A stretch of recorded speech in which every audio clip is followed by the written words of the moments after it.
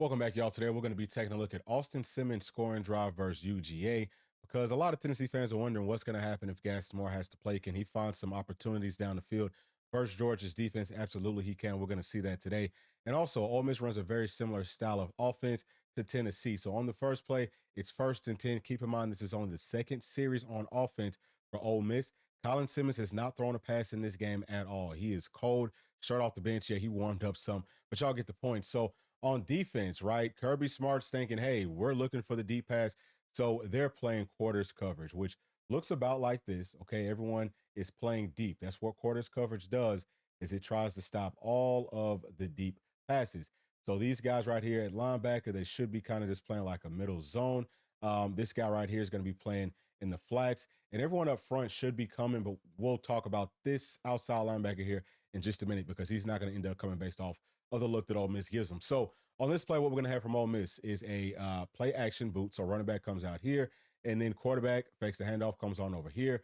Up at the top, we're going to have just a deep comeback route. It's wide open because, like we said, this cornerback is playing off. He's playing deep, but he also looks really bad doing it because cover 4 can turn into man. This is a situation where he should have been playing man-to-man coverage, but we will get rid of all this and we'll talk about the rest of the players. So this guy right here is going to come across in motion and he's going to occupy the flats. That's who the linebacker that we talked about earlier is going to pick up. So that also lets the quarterback know, hey, on this boot, there's nothing underneath because the only underneath threat is being covered up by this outside linebacker. So beautiful play design. Also, we're going to have a deep crossing route right here. That's going to be wide open. And then this wide receiver just kind of comes on out to the flats as well. So we'll go ahead and let this thing roll. All right, so boom, boom, boom. Y'all can see what's happening. Only a 3-man rush because that outside linebacker, like we talked about, he's out in coverage. But now look at this. I mean, look at the separation between the wide receiver and this corner. That's about, what, 5 to 7 yards, would you say? That's too much cushion, okay? That is not good secondary play. Obviously, you can see that the ball is caught. So the question right here is, can Gaston Moore do this? Of course he can. It's very simple. Almost anyone can make this throw. We'll go back through. I'm going to stop it right here. Boom. Because this wide receiver, okay, he's wide open on this crossing pattern. So we've got two people that are wide open based off of what I think was kind of a dumb coverage. I mean, I can understand it on the first play. We're just not going to get beat deep, come up and make a play. But we'll go on to the next one. Y'all see how confused UGA's defense actually is. 2nd and 10 on the next play, and now Georgia's playing cover 3. So this is about how that's going to look. This player, he's playing in a deep third. The cornerback's playing deep third. This guy right here is playing about in this area, so curl, but also to flat. These linebackers are coming, okay? So everybody up front, all these guys are coming. Now this player, I think he's playing a seam. So the thing about it is Georgia decided to play cover 3 seam, but they played the seam to the wrong side. So they're playing it to the boundary, which all that means is they're playing it to the side that's closest to out of bounds. The field is the side where, there's more field at. So they probably should have been playing it to this side. Y'all will see why here in just a second. But Ole Miss, they're just going to run a hitch here. Okay, so just double hitches. Both of those guys, he's going to come on out. He's going to end up running a dig, and he's going to come open kind of late. Let me boom right there. And now he's going to run kind of like a bang 8. But this player, he's wide open off the line of scrimmage. I'm going to go ahead and let this thing roll so that you can see it. But see that? Boom. So because this linebacker's blitzing, there is no one here. Now, Ole Miss beat Georgia a lot throughout this game because the middle of the field was wide open. So I think that this was some sort of a bust maybe in the coverage. I would hate to think that that's, intentional from what Georgia did. But either way, right, like they're throwing the football over here to these hitches. I believe it was trying to go here. You see how much cushion there is because they're playing off again. The ball's going to get tipped right here, but this guy still makes the catch. So I wouldn't necessarily say that Ole Miss was lucky on this play. Yeah, maybe a little bit lucky that they made that catch, but at the same time, you see people were open. So can Gaston Moore do this? Can he throw the football to a bunch of open people? Sure he can, especially like, boom, that's wide open, okay? Like this guy right here, like we talked about, that is so wide open, it's ridiculous. Yeah, Gaston can hit that. Anybody probably on the face of this planet could hit a quick little, 7-8 yard pass, but Ole Miss still gets the first down on the second play. Next play is 1st and 10, and now Georgia is playing cover 2. So we've already seen 3 different coverages on 3 different plays.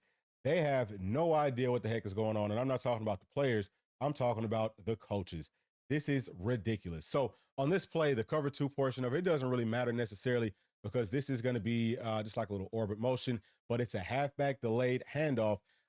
And we'll let it go from this angle, but then we'll watch it again from the end zone because you can see things a lot better. But that pretty much gets blown up Let's look at it again from the end zone. Let's find out why. All right, now we can see things better. So on this play, what we're going to have is block down. Okay, blocking here. They're going to get good movement right there on 78. I think that's Stackhouse blocking here.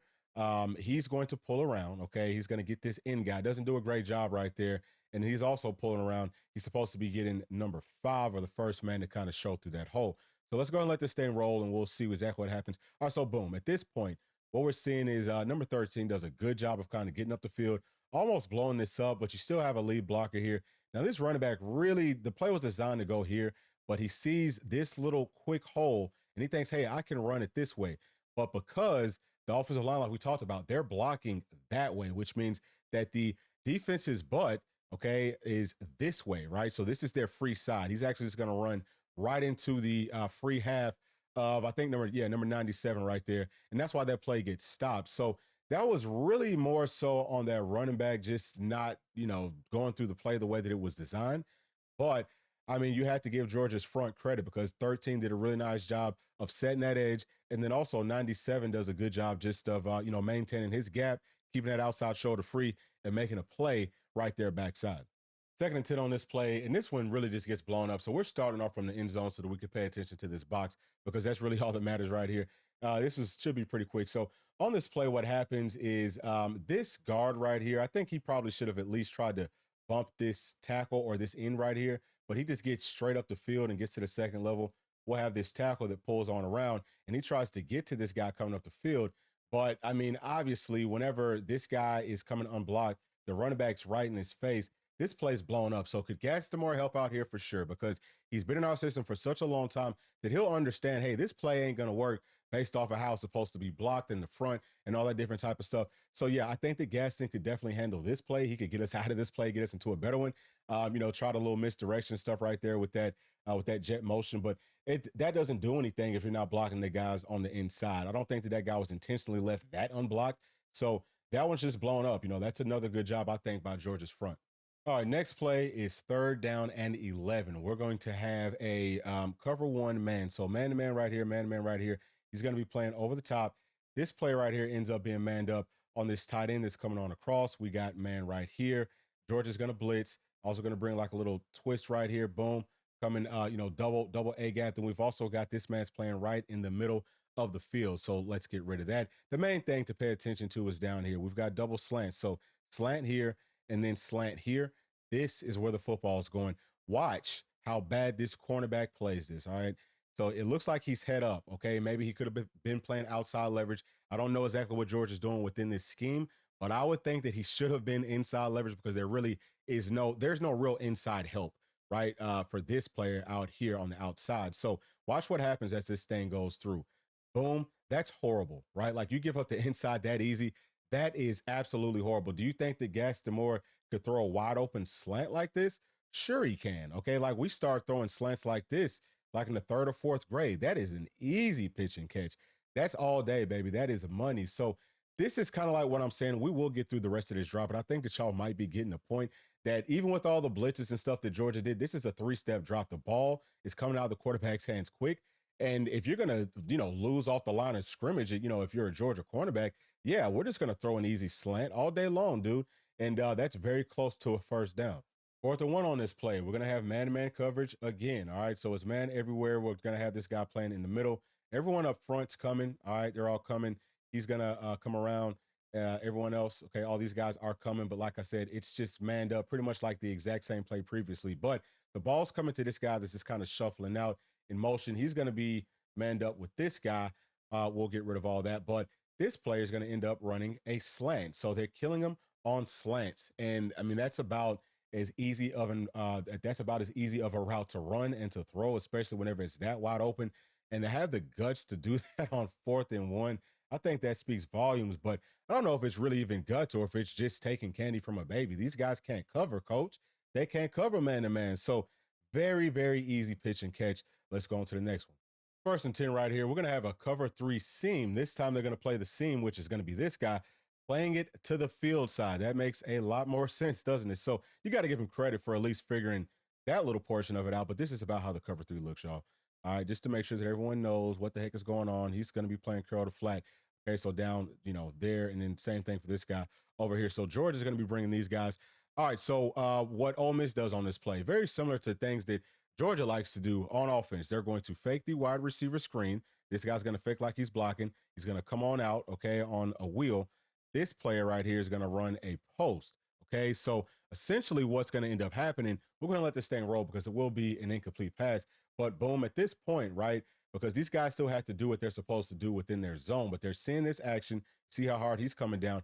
But this player really has to kind of man up on this guy now for this to not be wide open. So it's a very well called play by Lane Kiffin and the offensive staff. But boom, all right, so you can see actually he is open, right? So like this is open. That's not, well, that's a pretty big window for this level of football. Can Gaston Moore make this throw? Sure he can. You know, I think that he can. That's a tougher one, but I think that he can do it. You know what I mean? But obviously that quarterback couldn't do it. Simmons couldn't. So that's an incomplete pass. We'll go on to the next play. 2nd and 10 right here. We're going to have quarters coverage again from Georgia. Y'all should know what quarters coverage looks like by now.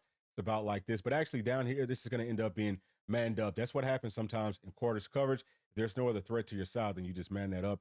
But, you know, I like to draw it out for everybody. He can also, you know, he's curl the flats.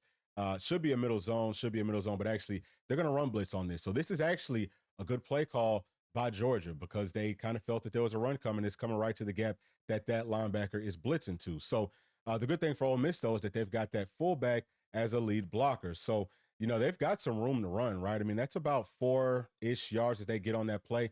So that's actually not bad. You know, you have to kind of get those tough yards sometimes. But that has nothing to do with Gaston Moore. I'm just kind of showing you how Georgia's defense looks. And, you know, I don't know what the heck's going on up there up front with them. Let's go on to the other angle. All right, now we can see it again from the end zone angle. Let's see how the offensive line looks blocking.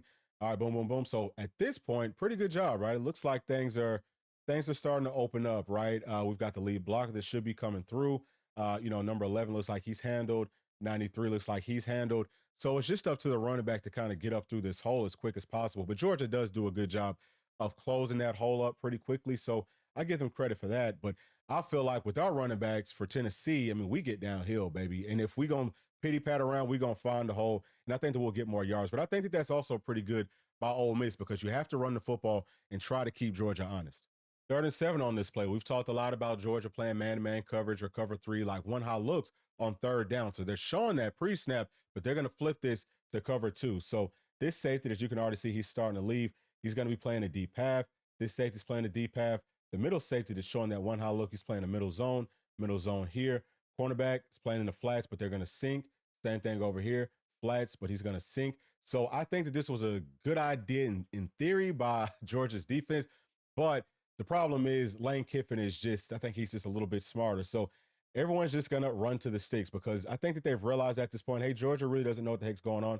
So we might see something different here.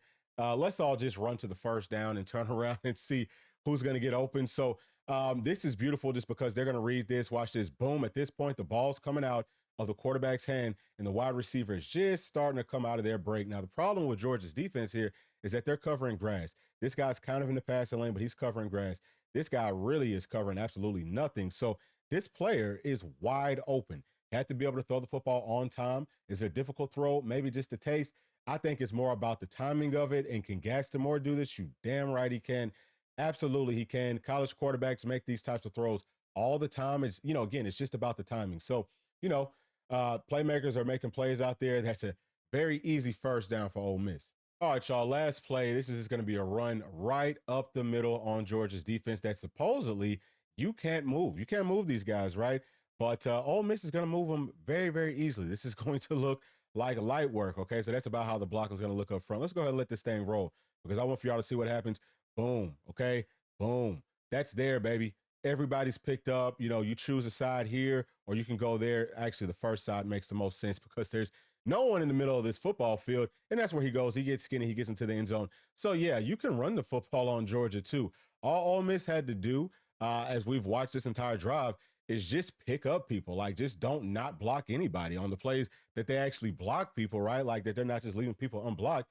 It's there to be had. All right, Georgia's linebackers are standing still, and then they're getting blocked. So, yeah, I don't want to hear all this stuff about you can't run the football on Georgia. Tennessee can't do it.